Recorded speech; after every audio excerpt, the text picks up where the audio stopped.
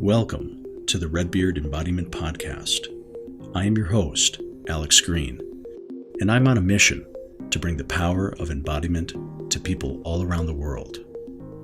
In this podcast, we explore how embodiment practices, trauma healing, and knowledge about the human nervous system can help us find our ground, discover new sources of meaning, and create connection in an ever-changing world. The deepest change is embodied change. All right. Well, I'm sitting down today with my dear friend and collaborator, Maria Alfaro. And Maria is a TRE certification trainer and a longtime yoga teacher. Prior to that, we'll hear about her whole history. She's the co-founder of Neurogenic Yoga, which is a sister organization to TRE that's taking the tremoring from TRE into the yoga world. And Maria and I first connected in Japan in 2017, I think. 2018, where we both attended a advanced conference and were there as speakers outside of Osaka, Japan. And we became fast friends, and then co-teaching leading up to the pandemic, and some other things along the way. So I thought it would be awesome to sit down with you, Maria, and just hear a little bit about your own journey around the body and the nervous system, and how you found your way to TRE in your life path, and what it has meant for you. What you've learned from this lifelong exploration of yours. So thanks so much for taking time today. Well, it's so nice to see you always. And yes, it's good that we had this great friendship and collaboration since 2018. So let's see where to start. Well, we all teach what we need to learn, right? So my own personal childhood trauma led me to always be interested in ways to heal ourselves and potentially help others once we have done some work on ourselves. And as in the path of doing that, well, I came to the United States in 1991. After from Italy, I didn't mention that. I was kind of traveling around, and I was a little burned out because I've been running an international business for like 8 years or so. We were doing different things in Asia, jewelry making. So that life became kind of meaningless to me at some point, and so I was trying to do something new. And so I came to the United States, to California, to visit some people that I actually met in India, and I got invited to visit Esalen, the Esalen Institute, south of where I live right now in Big Sur. And so that place is kind of fascinating. It was more fascinating in the 90s and even more in the 70s or the 60s. But anyway. Yeah, 70s, yeah. Many traditions and many stories emanating from Esalen. They started all there. But when I was there, it was still in the brink. It was not fully corporate like it is now, but it was still a quite interesting place. So I managed to land a work scholarship there. And so I lived there for 2 years. And I got exposed to a lot of great modality and did a lot of healing on myself. And when I came out of that, I decided that California was a good place to make my home for a while. And so in the search of, I didn't want to do business anymore. So I draw on I already was practicing yoga for like 10 years or so, which I started in India. And so I became a yoga teacher. I studied with Ronnie, with Anna Forrest. I did a bit of the Iyengar Institute. It was a little bit too rigorous for me. Anyway, so I made my living teaching yoga, and I did that all over Silicon Valley, San Francisco, all these areas. And in 2004, just when I was starting to be a little tired of all the driving, I was driving like 3,000 miles a month to make a living. That's when I met David Berceli, the founder of TRE, and he came to Santa Cruz to teach a workshop. And for me, it was pretty not so much for what he did for me in the moment, but more seeing what he was doing for everybody else. I Right. realized, wow, there is something here that is very powerful, very accessible, and I want to do more. And so the rest is history. Basically, from then on, Yeah. I start following David around, and so that was 2004. So it's almost 20 years. Gee, time flies. Time. Well, so we'll get to that part of things. I guess I've got two questions. One is going back to the Esalen years. 2 years is that's quite a work study. Can you just share a little bit about what you did? Like, what was your work study? What you mentioned some of it was self-healing. You were exposed to other things. You told me you had lunch with Terrence McKenna at one point.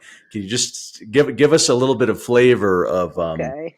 Esalen in the 90s. mid 90s? Beginning 90s, actually. That was 92 and 93, I believe I was there. So, 92 and 93. So basically, well, I was a duck, which was one of the most respected position on the property. I was a dishwasher and a town runner. So it was a kind of intense job that now is done by two paid guys. But I swing it pretty well. And let's see, I did so many different things. So I was well, first of all, I participated and completed their massage training, which was very cool because it was done at the tabs, and the whole training we were naked, so it was very freeing and nature outside. So it was awesome. So I have that certification too.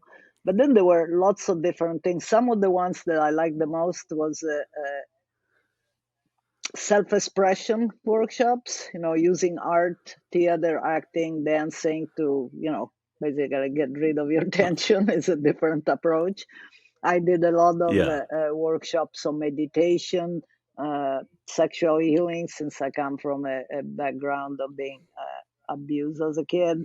I did, wow, there were so many. I did shamanic workshops. I did, I already mentioned massage. I did music workshops. I did movement workshop, yoga workshops, Tai Chi workshops. Really, there are too many to list. As a resident, were you just sort of allowed to join any program that was there as long as you fulfilled your work? Is Well, that what the no, arrangement the was? way that it was working then is that you have a kind of a staple.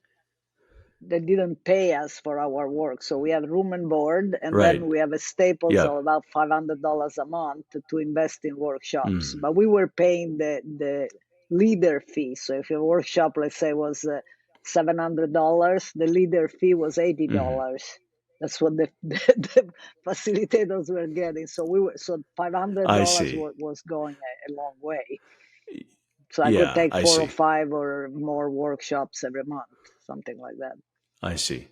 I see. Yeah. Yeah, and Terrence Very cool. McKenna, right. I took a couple of workshops with him. What an interesting man. He was really super sweet. Is he still No, alive? I can't he's dead remember. for several years now. He had cancer. Okay.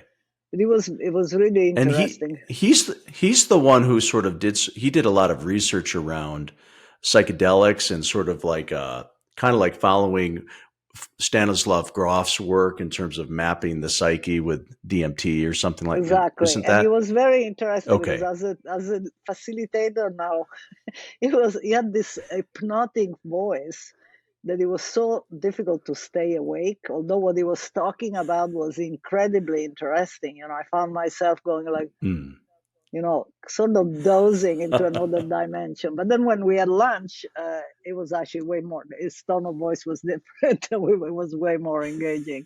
And he's a sweet guy with a lot of knowledge and a big heart. I really enjoy getting to meet him.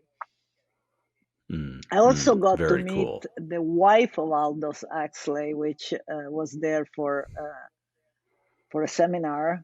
Older, sparky lady. I mean, she was something else. And I think it was in a conversation. I forgot if it was in a conversation with her or talking about her with somebody else or not. But anyway, it came out that actually Aldous Huxley took LSD on his deathbed.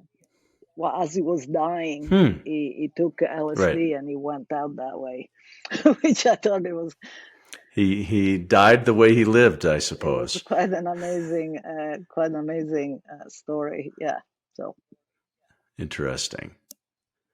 Very cool. Okay, so anyway, so flash forward. So now you taught yoga all around you, and then you met David, and then what you shared was, in some ways, you were, if I heard you correctly, you were more struck by, you saw some other people's powerful experiences, and that kind of even more than your own. Is oh yeah, that my experience accurate? was pretty What? boring initially with TRE. I mean, I'm a kind of a tough cookie because I'm Yeah, kind of guarded and also kind of controlling, and my body's pretty strong. So the combination of those things made it for, kind of a mild tremoring response.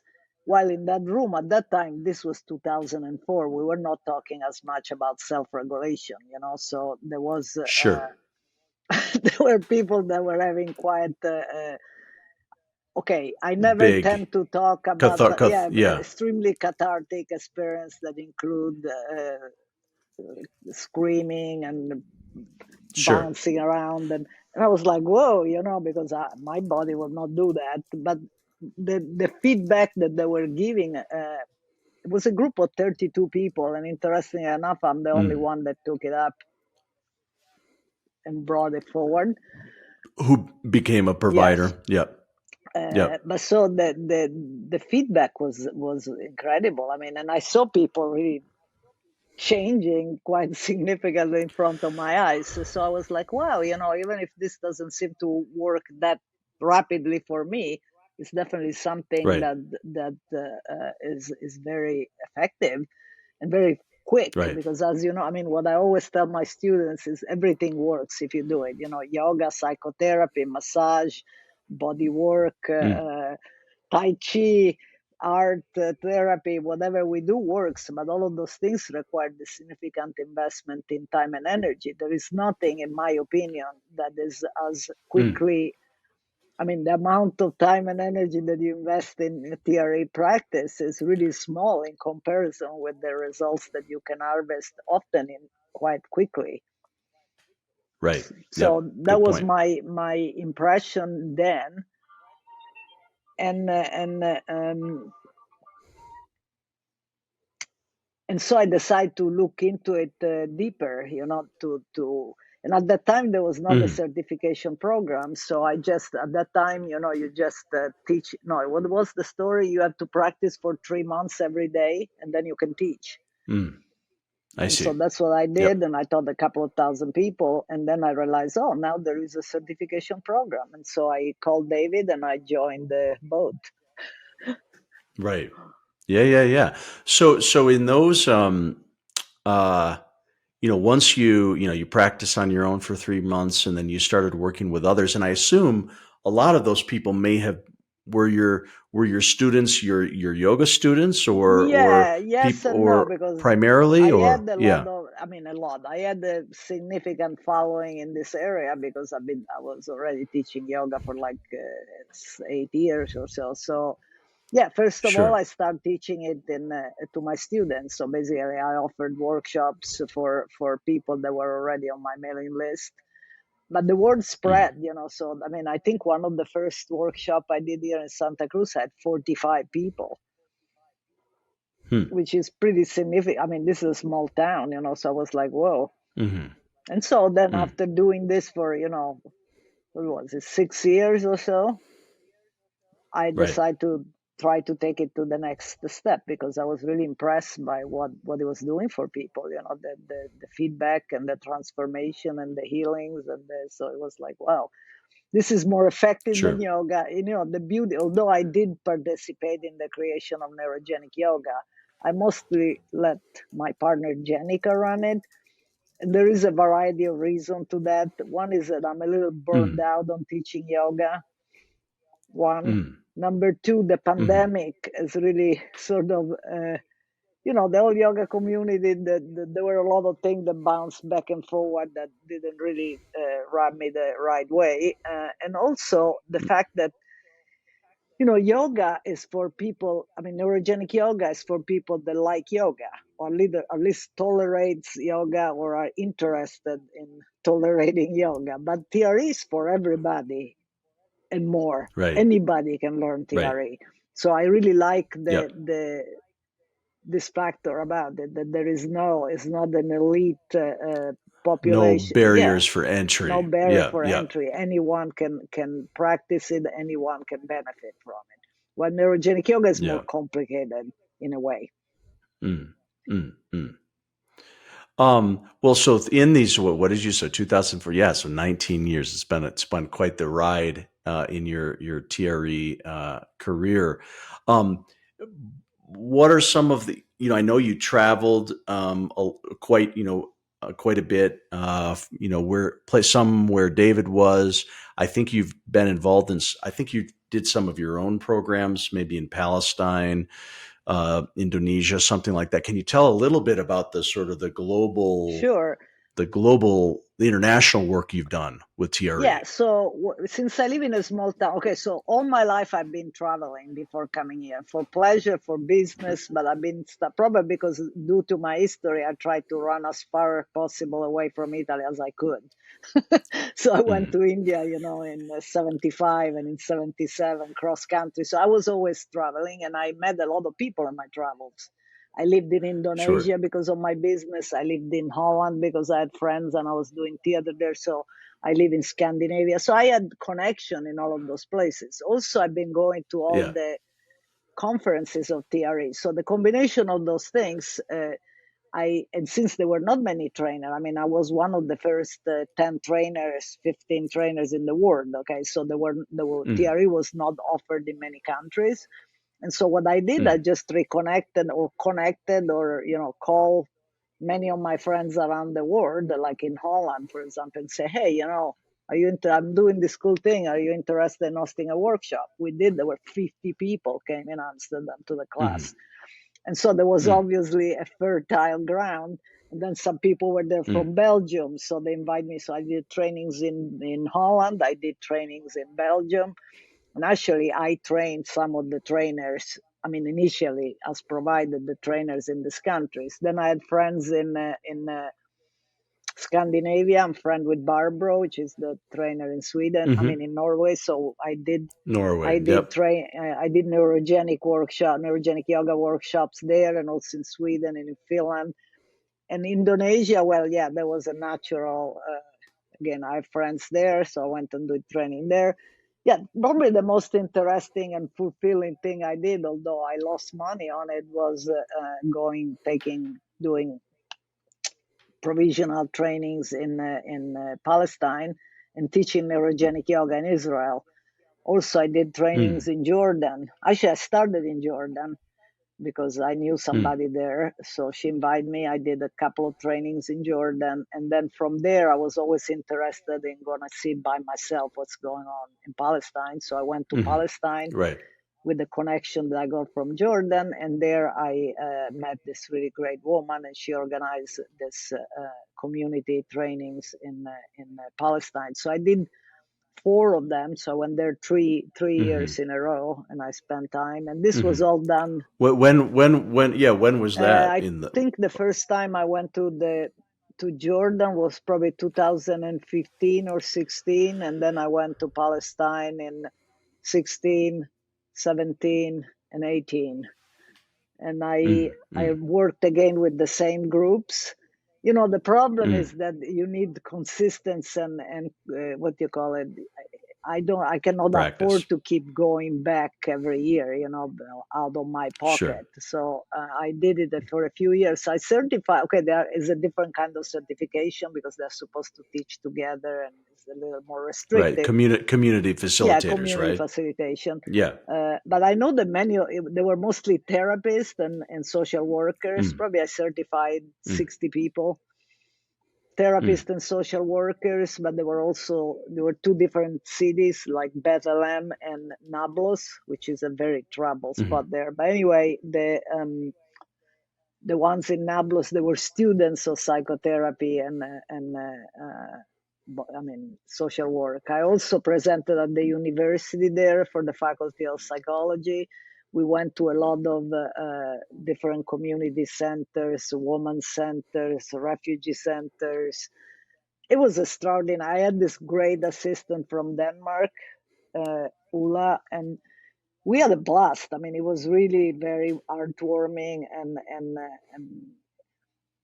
fun and effective. However, these people need more consistency. They need somebody, and I tried to train some regular provider, but it was really complicated. And then COVID hit, and that's when everything came to a standstill. Slowed things down. Yeah. Did you? I just watched. David recently released his, in short videos about each of the locations he lived as he was developing TRE. Did you watch that? And there was the one, I think he was in Israel and Palestine, maybe in the late 90s or something like that. I wonder, did you ever compare notes of with him, you teaching TRE? With David. Talk to him back then, and he also helped me put together a video, which was like a report. I mean, he edited basically a report on the. I can send it to you if I find it, but a report on my experience there and what I did and what we achieved there, and I never really sat down and compared notes. Is this on his YouTube channel? Yeah, it just came out a few weeks ago. I have to check it out. I'll put a link in the show notes for that. Yeah, wow. So after you stopped going yearly, have you stayed in touch a little bit? Have you heard anything about how some of them? I mean, we are friends on Facebook also, so we comment on each other's stuff. But I haven't really kept an ongoing support system, no, unfortunately. Yeah. Well, so I have an interesting question. So in these 19 years, from when you started TRE till today, I've got sort of two questions that are related. The first is, how has TRE changed? You've said a little bit about it, but I want to hear a little bit more. And then how has it changed you at all? Have you been changed by your career in TRE? Which one do you want to start with? I want to start with how TRE changed. Well, as I said, when I started, it was just David with this projector traveling around with a little suitcase. So TRE definitely has changed a lot. Right. I would say, okay, we don't want to even talk about the boring structure, because people are not interested in that. But I would say that the most fundamental change has been the fact of paying more attention to the way that people are receiving that, basically self-regulation. We were not talking about self-regulation that then, because in the beginning, right? Because as you know, TRE has a strong root into bioenergetic. And I think bioenergetic, I haven't done a bioenergetic session for over 20 years, but when I did it back then, and they tell me that there's also evolved and changed. But at that time, bioenergetic was pretty cathartic in nature. They wanted you to very much so. To a big explosion of whatever, And so my first experience with David was that it was similar in a way. People were having cathartic experiences right and left, and they were not told to stop or take breaks and to contain or self-regulate. And it was like, they were all fairly okay people, so nobody lost it permanently. But there were definitely moments of strong stuff flying around the room. Strong activation. A lot was going on. And I noticed that as we progress over the years, that's probably the biggest difference. Is now we don't let people go there. We just want them to titrate, to take things a little bit at the time. Totally. I was going to say, it seems like, probably in the beginning, so concepts like titration, which a lot comes from Peter Levine, but even in the beginning, was there the connection to the polyvagal theory, or did that come a little bit later? That came just after. I don't want to say anything wrong, but I don't believe that there was any talk about polyvagal theory in the 2012 or 13. Yeah, that's what I think too, because when I started my training in 2014, I think it was a little bit of a new piece. And the polyvagal theory created just a little bit of a roadmap of the nervous system that helps with this idea of, creating this idea of, titration and things like that. So yeah, so that difference makes a lot of sense to me. I wonder what you tell your students and clients, but something that I find myself saying a lot now is, look, I care how this TRE session goes for you. I hope it's a good one. I hope it's successful. I hope there's something good that comes out of it. But I care even more about what the next 2 months of TRE sessions are going to do for you. I don't care that today some big amazing experience happens. I'm more interested in what happens over a period of time with some consistent self-regulated practice. So that's kind of the way I language it. What would be your version of that? Well, what I tell them is that the most important thing is that they feel safe and relaxed, present, comfortable, and safe at all times, regardless of what the experience looks like or feels like. That is not about having big tremors. Sometimes the small tremors are actually going deeper, the vibrational buzzy ones. I tell them that the Right. amount of shake is not related to neither to the amount of trauma that they have, nor to the amount of stress and trauma that they are releasing. Everybody's wired differently. So it's more related to, again, how they're wired neurophysiologically, how controlling they are, how strong they are, what did they did today before having the session. So to let go, basically to take it as a meditation, in the sense we don't sit in meditation going, today is going to be great, because maybe it's going to suck, but you sit with it and you keep it comfortable, knowing that the overall effect is going to be accumulating release. The more you do it, the more cumulative you feel better. And maybe it's not the Right. thing that you have on top of your list. I mean, if people, I'm sure you agree, if people come to you and say, I want to release my car accident, I go, well, okay, but maybe your body will decide to release the time you were chased by a dog when you were 5 and you don't even remember, but your body does. So we don't know what it is, and we don't need to know what it is. If you need to know what it is, not because you want to, but because it's important for your integration, then your body will let you know, because you will have a dream or a sensation or a picture or something along. Sure. Frankly, the only frustration that I have are, because I'm really still enjoying, I mean, after 20 years, every time I present or teach, I feel brand new. So I'm still very excited about this work. My only frustration remains that a lot of people then don't do it. It remains this interesting, strange novelty experience that then they don't do again. And that's why I offer those refresher classes, because I really would like to support people to do it, because if we do it, it can really make a difference in our life. If we don't do it, then again, Right. it's just a little curiosity that we experience. But that's the base of everything. And that's why I banged the nail on the fact that there is nothing. I mean, it is not like you have to commit to 3 hours a week. It can be 10 minutes here and there. Come on, everybody has 10 minutes here and there. Well, and then your other question about what did it do for me. Well, at the physical level, it really freed me from some long-term, lifelong intestinal difficulties that I had, due probably to my history. They're very common in women. And so, yeah, my digestion now works like a Swiss clock, and that's for a long time. Sure. And at the mental and emotional level, I think it gave me a lot of, I've been called aggressive. and, and now I think I turn more into assertive. I mean, I'm still assertive, but I used to have a very short what you call it, Fuse. fuse. That's the word I was looking for. Yeah. Very short fuse. And in the face of Yeah. injustice, I will turn into a cougar. Not in that sense, maybe a Yeah. jaguar. So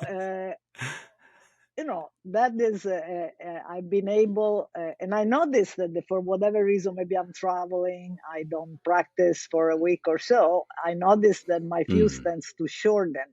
So it's maintenance, it's not just that you do it. It's like brushing your teeth or any other practice. You're a meditator, so you know that. It's not you do it Sure. once and then you're Sure. done. But I noticed that Right. really helped me down regulate my reactivity to the stress or injustice, and I can be way more effective in what I do because I don't react as easily. And for me, that is big because it was one of my social problem. People say, you never think before you talk, and now I can think before I talk. Got it. That's a good explanation. What about so that's to me, so that sounds like, some of what you've gained from your practice, from, some time with it. And I imagine, and maybe this is the same answer as this, but I guess I'm a little bit reflecting for myself. It's sort of like, maybe I've taught 20 or 30 modules, but you've of TRE training, you've taught 140 or, Yeah, 140, something like something that. like that. So my own reflection is that, part of what keeps me in it, you said, you're still fresh, or you still come at it like a baby.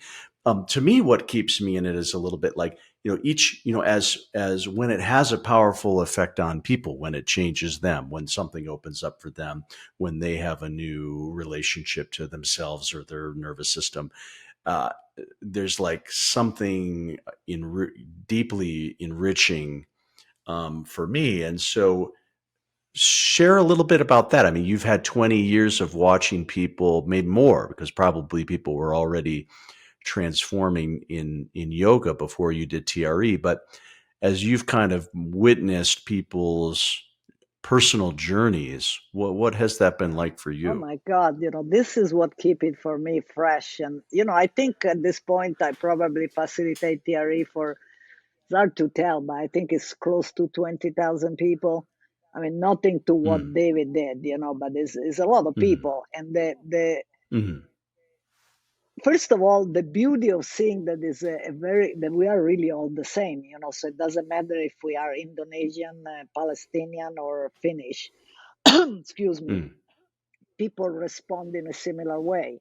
Some countries tend to Sure. be a little more contained and go, like, for example, the Middle East, they tend to go more towards freezing than flooding, if anything, because they Hmm. have to be contained. But Mm, these are different, small cultural differences, but really the body respond in a very similar way. But most important, the way that they feel is very similar. hmm. So the amount of liberation that people report, and this is like physical, mental, emotional, and he expressed in so many different ways. I mean, the fact that people walk away from a workshop without the pain that they brought into the workshop, this is phenomenal. I Mm, mean, that never happened to me with yoga. Only once in mm, my long life of teaching yoga, once somebody called me the next day and said, this class changed my life. It happened once. mm, With TRE, it happens all the mm, time. I have stack of testimonials this high. mm, People that tell me during the pandemic, I received a letter from this therapist that told me, look, your class it literally saved my life. My husband died of mm, cancer in the middle of the pandemic. The isolation that I felt, the pain, the grief, the loneliness, mm. without TRE, I don't think I would have made it. So I want to Yep. be grateful to you and Dr. Berceli. And by the way, she also sent me $500 just as a Thank thank you. you. Yep. So I mean, of course, the money are great, but I mean, I cry. I have the letter on my wall. Mm, When I ever feel a doubty day, I look at the letter. I was like, this is why I'm doing this. But also mm, fun. I mm. mean, I have hundreds of stories. Another one this was one of my favorite. Because we always tell them that the dreams are a way that the body process stuff. So to pay Sure. Sure. attention. So I work with this Yeah. couple.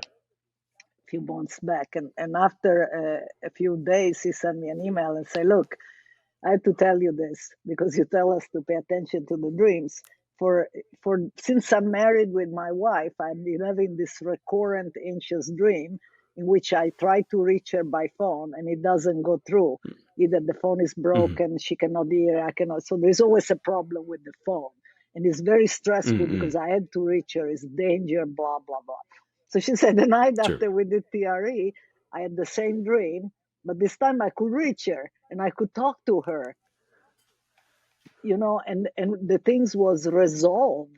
And I was like, oh my God, you know. So, and this is just a little example. Another thing I can share is, so veterans is not my niche, obviously, but I work, I've been invited, I taught at several veteran retreats and different things. And so one of this retreat, it was organized in Orange County by a therapist, which is now certified.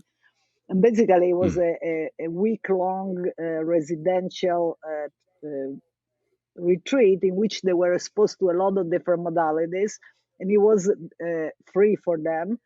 And the only agreement that they had to sign was that they stay for the whole week and that they give feedback at the end of the week about the different programs. And they did all kinds of things: Tai Chi, Qigong, art, yoga, psychotherapy, group work, a lot of, and TRE. One class of TRE. Once in that week. Once TRE in that week. So at the end of the thing, she called me to tell me, look, the unanimous, it was about 30 people in this program. The unanimous response was that the thing that works the best for them was TRE.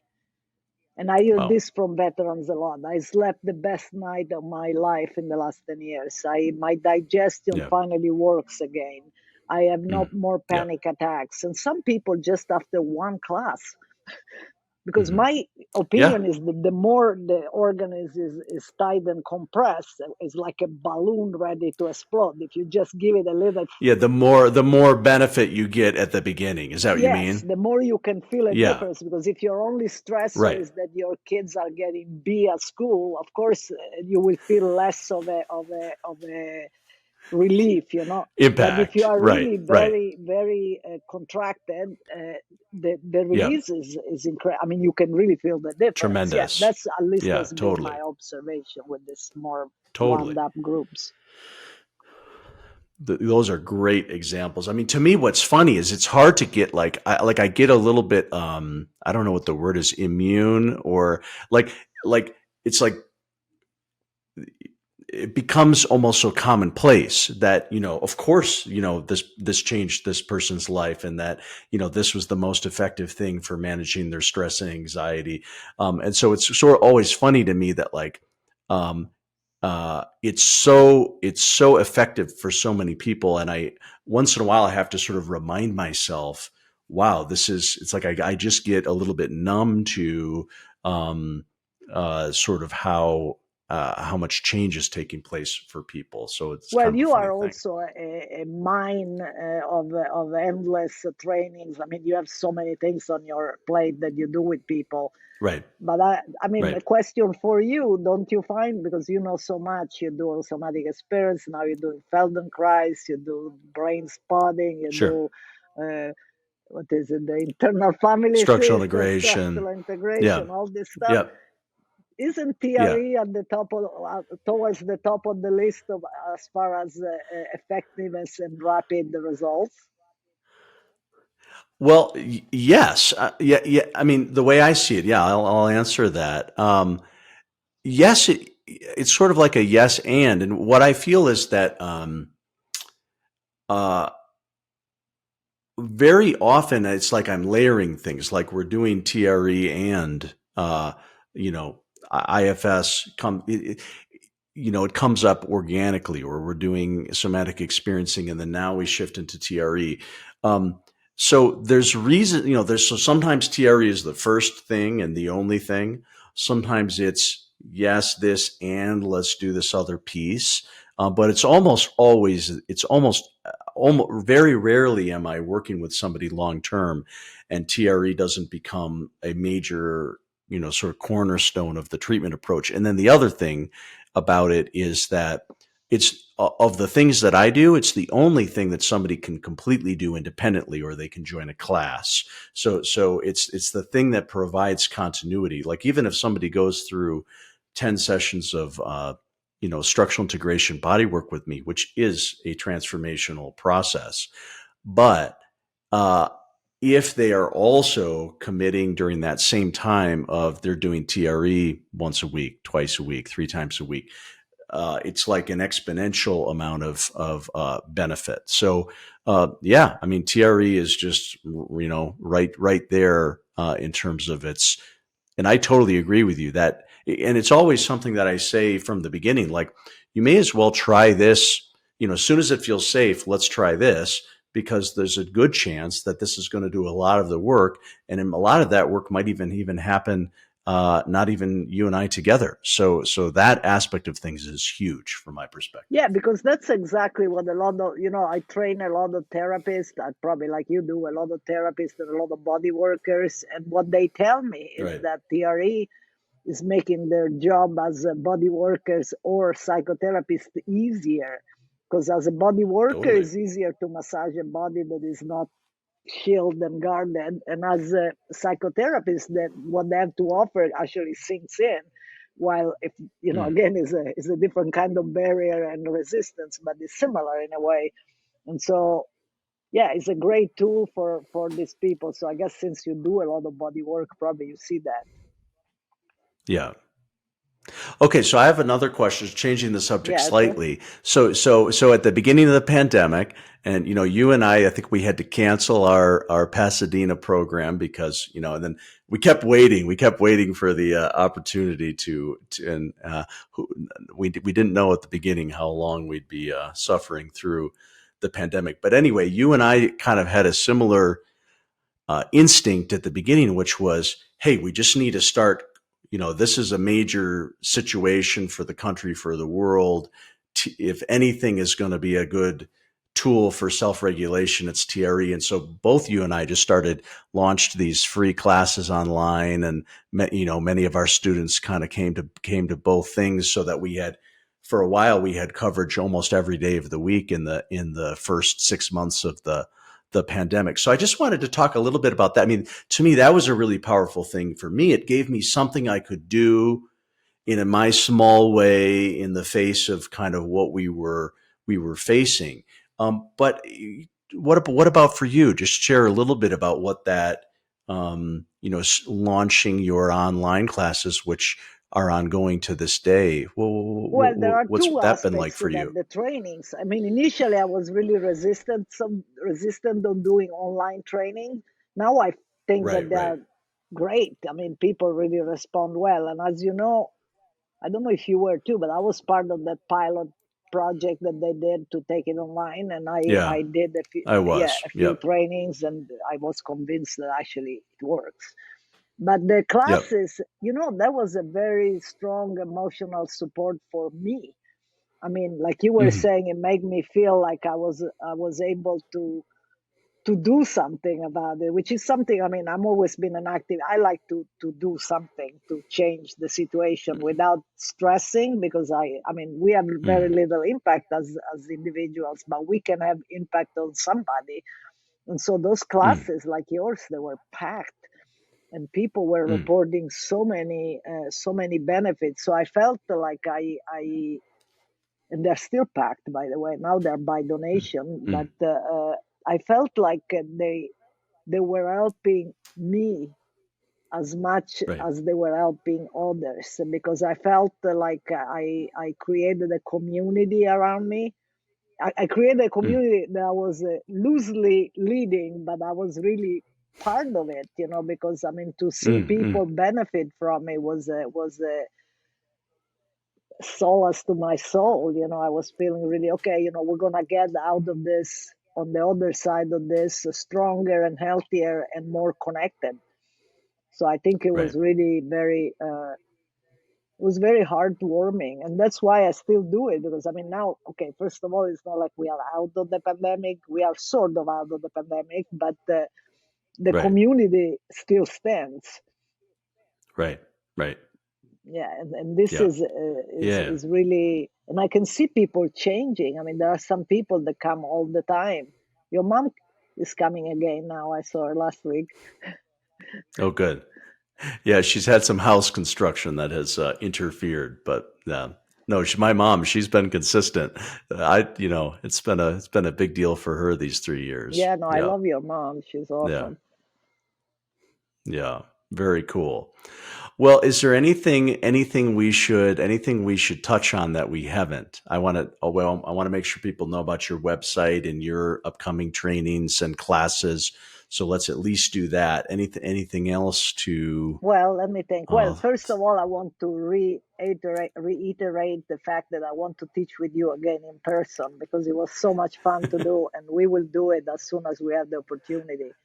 So probably I would say towards the end of this year, I think it would be, what do you think? It would be a good time to do it again? I think so. Timing feels right. It's starting to open up again. And no, I think we talked about pretty much everything. I mean, the thing, yes, I think we are a phenomenal pair. Remember how easy and effortlessly everything unfolded, and people thought that we were teaching together for years. So it was our first time, and we were not even presenting. We were having conversations about the slides. It was so great. It was really good. We have a great teaching chemistry. So let's see. People, I mean, my refresher classes, which are only for people who did TRE before, people can sign up by going to the global website. They're listed there because they have to fill up a little form. Traumaprevention.com. Or treforall.org. But I don't list them on my website, not to create confusion with the other things that I offer. So on my website, which is trecalifornia.com, they can find all my workshops. I do regular online and in person 2 hours introductories. Anybody that attend one of those workshops can come to the refresher classes. I also, of course, do private sessions like you do. They can contact me through my website. My trainings are online at this point. The next in person will be with you, but they are online, and I have one actually coming up this weekend, July 15 and 16 online. There's still spots available, and again, they can find the information at trecalifornia.com. Great. When will be the next one after that? You mean the next module one? Probably I will do it sometimes on the fall. I would say beginning of November. I try to space them a little bit. Beginning of November, probably. Sure. Usually I post the new one once the date of the current one is passed, so that I'm not in competition with myself. Totally. Well, very good. Well, Maria, thanks so much for sharing kind of your overview. I really, it's fun to hear the broad perspective from a couple decades in the work, and we have so much fun teaching and hanging out personally, but we don't always take the time to kind of have this sort of longer conversation. So I appreciate that. Thank you so much for inviting me. It's always fun to exchange ideas and facts with you. Thanks for listening to today's episode of the Red Beard Embodiment Podcast. To learn more, visit us at redbeardsomatictherapy.com or send me an email at alex@redbeardsomatictherapy.com. If today's conversation resonated with you, help spread the word by subscribing and sharing with others. Hope to see you next time.